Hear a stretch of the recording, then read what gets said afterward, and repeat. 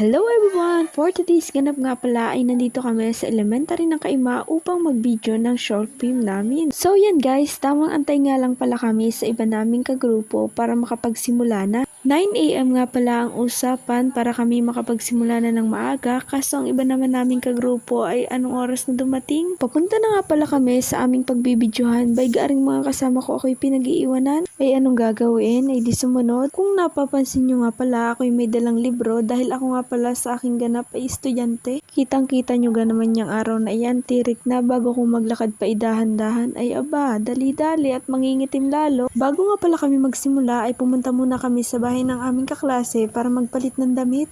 Pagkatating sa bahay ng aking kaklase, ako'y dali-daling pinagpalit at nang makapagsimula na raw kami. Sa part nga palang yan ay tinanggal ko ulit dahil iba daw pala ang aming pagbibidyohan.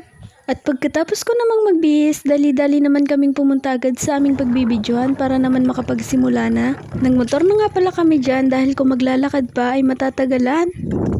Dito nga pala ay galing na kami sana sa aming pagbibidyohan, kaso nga lang ay sobra talaga ang init kaya hindi na namin kinaya.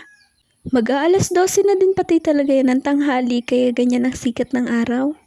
Di ko na rin pala natanggal ang uniform ko kasi kung huhubarin ko pa ay magbibihis na naman ako. So yun guys, fast forward at nakarating na ulit kami dito sa pinanggalingan namin kanina. Kung napapansin nyo ay pinabalik ko yung dalawang kagrupo dahil naiwan ko nga yung libro dun sa pagbibidyohan namin kanina.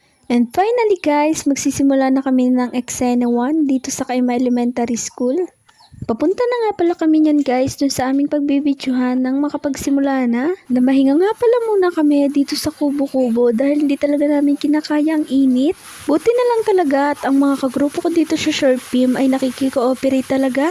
And finally guys, tapos na kami sa eksena 1. So yan, tapos na kami sa eksena 1. Tapos, galing kami kina Ate Perlet na kami,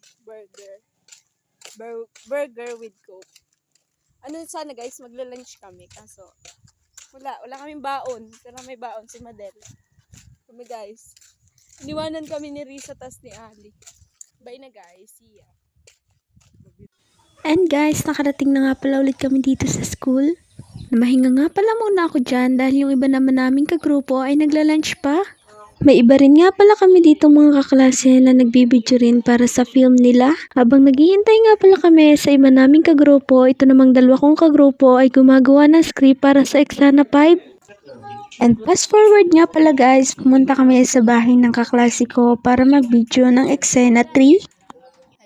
Pinapasok nga pala kami dahil dun daw sa loob bibidyohan.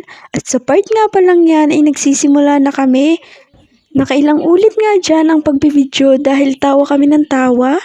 Dito ko na guys tatapusin ng video dahil hindi na ako nakapag-video ng pag-uwi ko. See you na lang sa next vlog. Bye bye!